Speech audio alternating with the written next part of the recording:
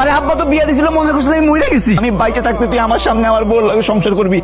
এই তুমি কই যাচ্ছ? অগর মাত্র বিয়ে হয়েছে, অগর মতো থাকতে দে। আরে আব্বা তুমি কি কইতেছ এগুলা? ও আমার বউ, আমার ছোট ভাইয়ের রুমে নিয়ে যেতে কোনো কথার মধ্যে পড়ে নাকি? আব্বা আমি এটা মানতে পারবো না। আমি বিদেশ থেকে কষ্ট করে টাকা পাঠাইছি, আমার টাকা দিয়ে ইমরান নামে জমি কিনছো। ভাই আমি তো কিছু বুঝি না, আমার টাকা পয়সা আর আমার জমি আমার ফেরত দেওয়ার ব্যবস্থা করো। আচ্ছা ঠিক আছে ভাই, কি কইতেছো তুমি? যেসব কথা কইতেছো আমার মাথার উপরে দিয়ে যাইতেছে। মাথার উপর দিয়ে যত কিছু নাই, আমি যা কইতেছি সোজা সাপটা কথা কইতেছি। আমার জমি আমার টাকা আমার ফেরত দিবে, এটা আমি কষ্ট করে কামাইছি। আব্বা জমি কিনছে, কোন জায়গায় কি করছে এগুলো কি আমি জানি? এগুলো কি আমি নিছি? আমার বাপে আমার নামে দিচ্ছে, আমি নিছি। আমি কোনো কিছু আমি ফেরত দিতে পারবো না। তোমার যদি টাকা পয়সা দরকার হয় তুমি বিদেশ যাও গা। কে? আমি আবার বিদেশ যাবো কি লেগে? আমি এত বছর কষ্ট করে টাকা কামাইছি, সেই টাকা তো কাছে পাঠাইছি। আমার টাকা মানে তোরা ফেরত দিবি না? আমার টাকা তোরা খরচ করে বেড়াবি? হ্যাঁ, আমার টাকা কি আমার বউর বিয়ে করবি? আর সেটা আমার দেখতে হবো না? আমি আপনারা অনেকদিন থেকে বলতেছিলাম, কিন্তু আপনি তো বিশ্বাস করেননি। দেখছেন আজকের রেজাল্টটা কি হলো? নিজের আপন মানুষ যে আমার বুকে ছুরি মারবে, এটা আমি স্বপ্নেও ভাবিনি।